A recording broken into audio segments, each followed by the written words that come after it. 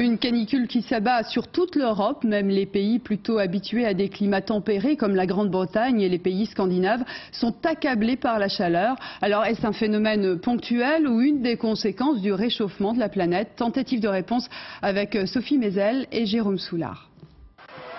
Londres n'avait pas connu de telles températures depuis des lustres. 32 degrés pour un climat océanique, c'est suffisamment rare pour que les habitants se croient à la plage. On sait pourtant que les peaux des Britanniques et le soleil font souvent mauvais ménage.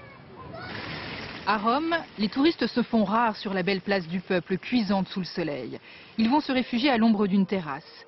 Mais 30 degrés, ce n'est pas un record pour la ville. C'est juste difficile de tenir le choc. Moi, je trouve qu'il fait extrêmement chaud et la journée, c'est presque insupportable de visiter les monuments qu'on avait prévu de voir. Avec 27 degrés aujourd'hui à Berlin, les enfants avaient envie de se rafraîchir jusqu'à plus soif. Mais pas de record en vue. En réalité, l'Europe affiche des températures estivales, mais ce n'est pas une surprise pour un mois de juillet.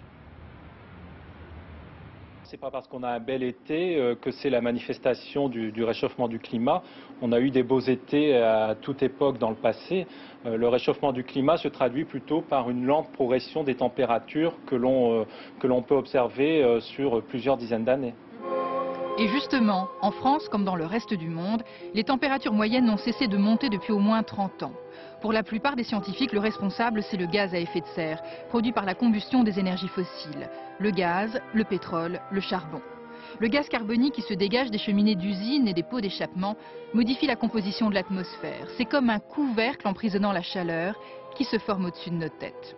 Depuis 100 ans, la Terre s'est réchauffée d'1 degré, mais ce n'est rien à côté de ce qui est en train d'arriver. Si rien ne change, nous allons gagner de 2 à 4 degrés d'ici la fin de ce siècle.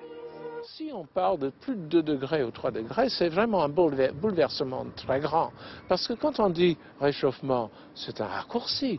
En fait, c'est tout ce qui change dans le climat, le cycle de l'eau, les pluies, la répartition des pluies, la fréquence des pluies fortes ou des périodes de sécheresse. Tout ça risque de changer. Et là, on est encore plus dans le brouillard, si on peut dire, que pour le réchauffement proprement parlé.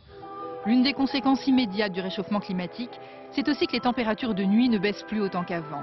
On le constate, mais on ne peut pas encore entièrement l'expliquer. La science du climat réserve encore de nombreux mystères.